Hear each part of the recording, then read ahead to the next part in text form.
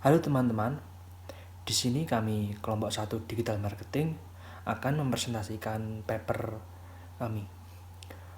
Kelompok kami terdiri dari yang pertama, Bunga Dinda Hirnawan, yang kedua, Zulfikar Dian Fatah, yang ketiga, Dian Nur Hayati, yang keempat, Andrian Andika Rama, yaitu saya sendiri, yang kelima, Chandra Hirmawan. Value Proposition.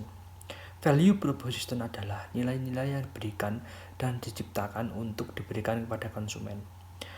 Hal yang membuat pelanggan ingin membeli produk yang ditawarkan dan lebih memilih produk suatu perusahaan dibandingkan perusahaan lain.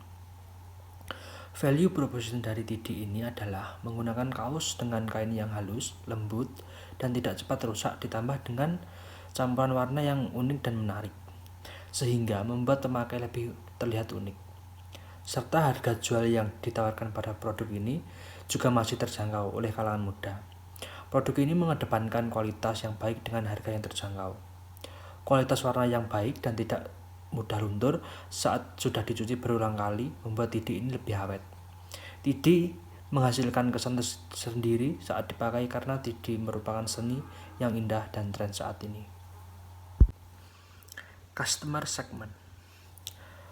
Customer segment adalah penggoluhan terhadap customer yang tertarik dengan produk yang akan ditawarkan.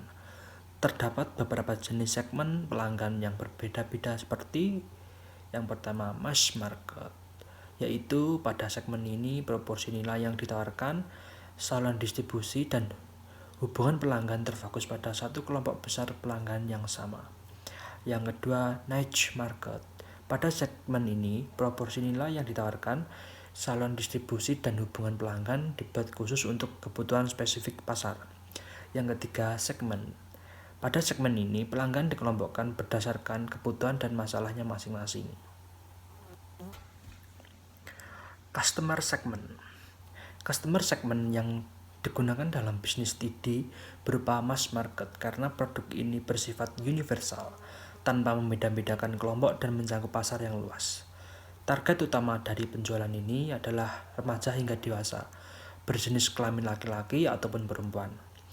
Campuran warna produk juga akan disesuaikan untuk laki-laki dan perempuan. Segmentasi geografis.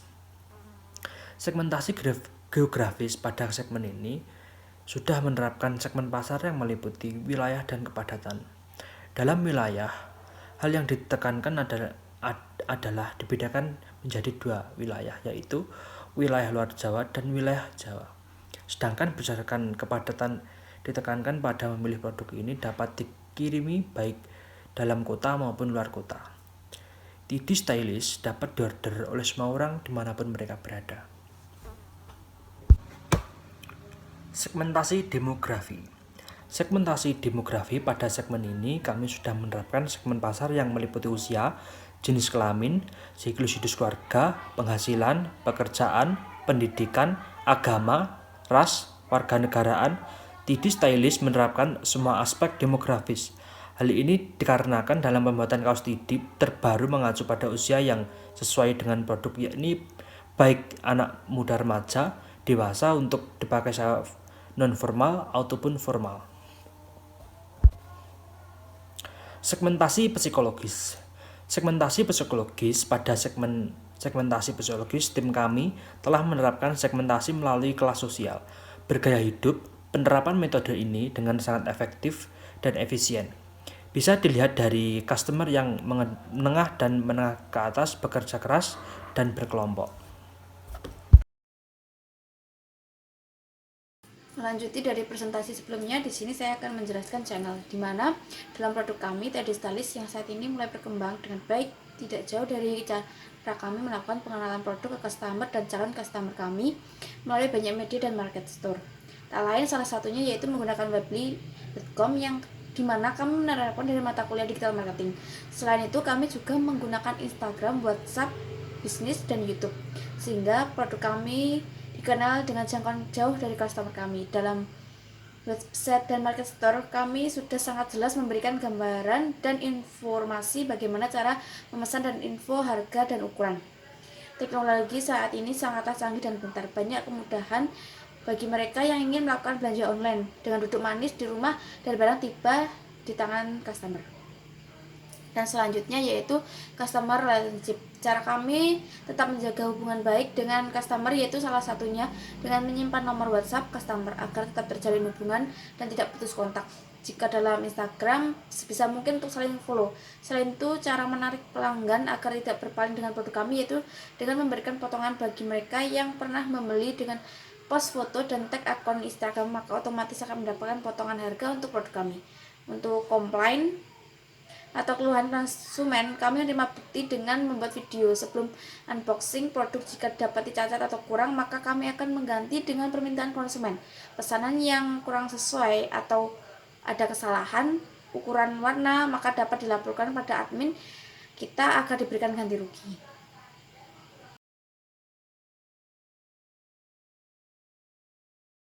Yang selanjutnya adalah pakai partnership. Kemitraan kunci adalah berbagai pihak yang dapat diajak bekerja sama untuk memaksimalkan kegiatan bisnis dan mencapai tujuan bersama. Dengan kemitraan kunci dapat mengurangi dampak persaingan dan membantu mengembangkan produk untuk menjadikannya lebih baik. Selain itu, kemitraan utama akan mempermudah memasuki pasar baru. Usaha kaos Die ini bekerja sama dengan toko kaos yang menyediakan kaos polos yang berada di sekitar Kota Madiun untuk digunakan sebagai bahan untuk membuat kaos Die. Selain itu, usaha kami juga bekerja sama dengan toko yang menyediakan pewarna pakaian, dan usaha kami juga menjalin kerjasama dengan tukang kompor dan peralatan yang berada di sekitar Kota Madiun. Kemudian yang selanjutnya adalah key activities. Yang pertama, proses produksi. Proses produksi merupakan gambaran kegiatan produksi yang sedang berjalan di dalam bisnis. Proses produksi menunjukkan metode dan tahapan yang digunakan oleh suatu bisnis untuk menghasilkan produk yang berkualitas. Dengan proses produksi yang baik, maka akan meningkatkan kualitas produk yang dihasilkan oleh usaha tersebut. Proses produksi di usaha kaos Die Stylish dilakukan dengan membuat pola pada kaos polos yang akan dibentuk menjadi kaos Die Stylish. Setelah membentuk pola pada kaos polos, kaos tersebut dimasukkan ke dalam panci yang berisi air mendidih selama beberapa menit. Kemudian kaos yang membentuk pola Die tersebut dijemur pada sinar matahari sampai benar-benar kering. Yang kedua adalah proses pemasaran. Proses marketing di usaha kaos Die Stylish dilakukan dengan menggunakan berbagai media sosial seperti Instagram, WhatsApp, Facebook, dan lain sebagainya. Dengan menggunakan media sosial, kegiatan promosi akan berjalan dengan lebih efisien karena tidak terbatas ruang dan waktu. Selain itu, dengan menggunakan media sosial, maka akan lebih mudah menjangkau masyarakat secara luas, sehingga dapat meningkatkan keuntungan. Saya akan melanjutkan materi tentang key research. Key research merupakan sekat dalam bisnis model kanvas yang berisikan daftar sumber daya yang sebaiknya direncanakan dan dimiliki oleh perusahaan untuk menciptakan value proposition produk. Segala jenis sumber daya, mulai dari pengelolaan proses operasional menjadi penghentian dalam membuat bisnis model kanvas. Dibutuhkan sumber daya manusia yang memiliki kreativitas tinggi untuk menciptakan corak yang menarik di setiap produksinya, memaksimalkan produk agar menjadi daya tarik masyarakat dan menjadi tren fashion masa kini. Sumber daya yang memiliki Die Stylish yaitu semua anggota tim yang memiliki macam-macam skill, peralatan penunjang seperti gunting, karet kaos polos, panci, kompor, jemuran, penjepit, dan lain-lain. Untuk cost struktur kita menggunakan dua jenis biaya, yaitu pertama biaya peralatan penunjang dan biaya bahan habis pakai. Biaya peralatan penunjang antara lain yaitu gunting, karet gelang, kaos polos, panci, kompor, tabung gas dan isinya, pencapit, serta jemuran. Untuk bahan baku habis pakai yaitu antara lain pewarna one-tex sebagai bahan dasar atau bahan utama pembuatan Die Stylish serta plastik bening untuk packaging. Jumlah dari biaya ini sekitar Rp1.495.000. Untuk jadwal operasional kelompok kami kita sudah bagi dengan tepat dan sudah sesuai dengan tugasnya masing-masing. Tenaga kerja atau karyawan kami saat ini tidak lain adalah anggota tim kami sendiri. Kelompok kami masih memakai semua anggota dalam menjalankan produk kaos Tidy. Pemasaran serta bagian promosi juga berasal dari kelompok kami. Namun, jika pesanan melebihi batas kapasitas, kami akan mengambil pekerja lepas yang sewaktu-waktu dibutuhkan saja. Jika kelompok kami masih mampu, maka kami mengerjakan sendiri untuk meminimalkan biaya. Baik, di sini saya akan melanjutkan penjelasan dari teman-teman saya. Penjelasan selanjutnya yaitu tentang revenue stream.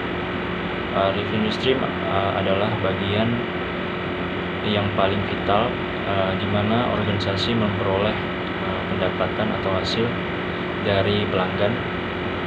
Implement Business Model Canvas, Business Model Canvas atau BMC ini harus dikelola semaksimal mungkin, bertujuan untuk meningkatkan pendapatan bisnis. Sumber pendapatan dari bisnis TD Stylist yang kami jalankan kami dapatkan dari penjualan online melalui media sosial yang mempunyai cukup banyak followers, seperti Instagram, Facebook, YouTube, dan juga TD Stylist mempunyai website. Dari saluran tersebut kami mendapatkan pelanggan. Pendapatan yang diperoleh sekitar 10-15% dari penjualan. Sekian penjelasan dari tim kami. Mohon maaf jika ada salah kata dan sebagainya. Terima kasih.